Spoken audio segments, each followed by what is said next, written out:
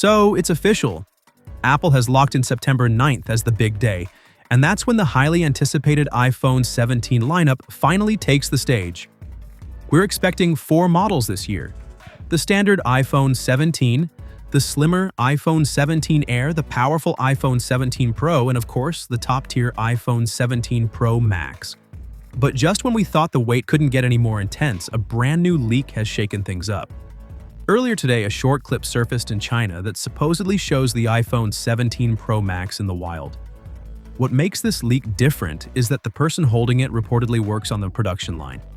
If that's true, this could actually be a real working unit, not just some random dummy or concept render. And honestly, this might be the biggest leak we've seen yet. The clip is already blowing up online. So what's new? That rumored redesign we've been hearing about for months finally appears in full.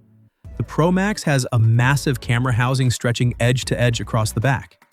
Apple clearly wants to double down on the Pro Max being the ultimate photography machine. And this extended camera island screams exactly that. Now here's the interesting part.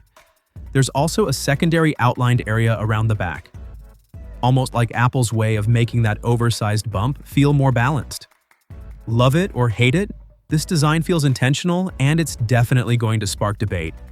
Some people will call it bold, others will say it's just overkill, but one thing's for sure, Apple isn't playing it safe this year.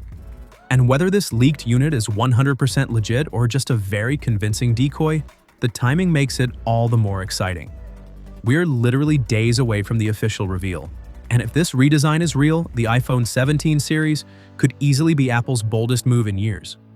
So, what do you think? Is this new Pro Max design a game changer or a step too far? Drop your thoughts in the comments below, and as always, I'll see you in the next one.